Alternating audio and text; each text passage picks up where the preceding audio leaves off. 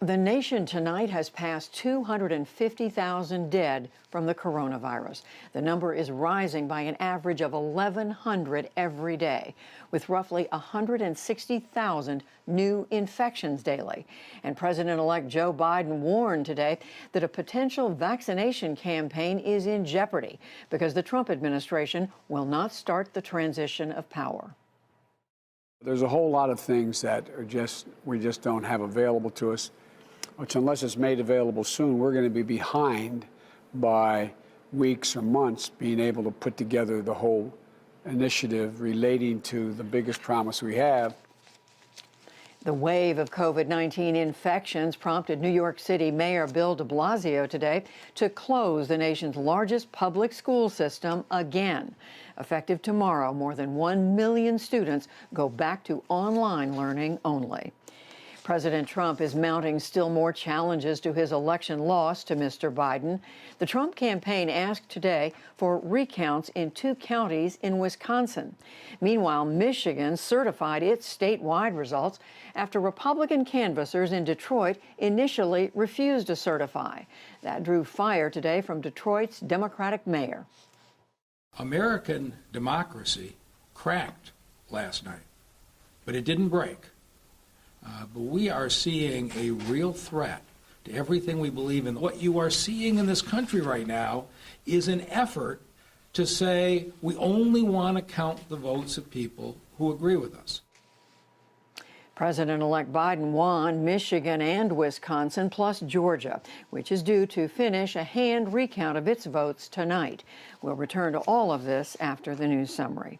The United States has imposed another round of sanctions on Iran.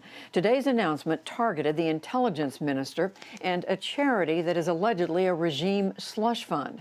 That came as a UN agency reported that centrifuges at Iran's Natanz nuclear site are now enriching uranium.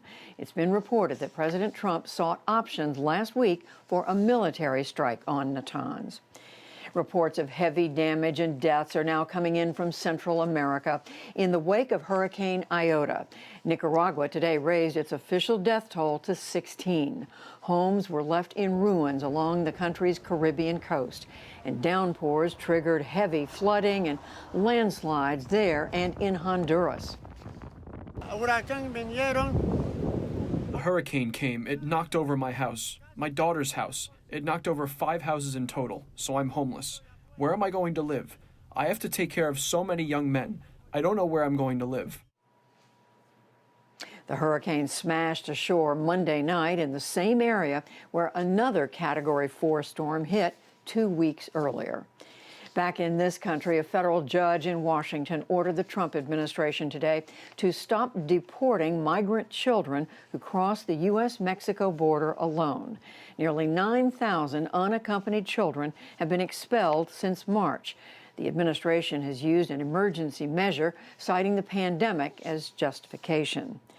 The Federal Aviation Administration has cleared Boeing 737 MAX jetliners to resume deliveries and passenger flights for U.S. airlines. That ends a 20-month ban after 2 crashes that killed 346 people. Today's order calls for Boeing to update key software and computers and for pilots to receive new training. And on Wall Street today, worries about surging COVID-19 infections outweighed optimism about new vaccines. The Dow Jones Industrial Average lost nearly 345 points to close at 29,438. The Nasdaq fell 97 points, and the S&P 500 slid 41. Still to come on the NewsHour, despite repeatedly losing court challenges to election results, President Trump continues to deny his defeat. The leader of the top U.S. cybersecurity agency is fired following his rejection of claims that the election was compromised.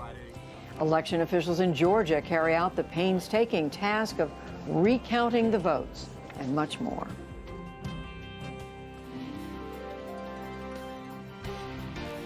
This is the PBS NewsHour from WETA Studios in Washington and in the West from the Walter Cronkite School of Journalism at Arizona State University.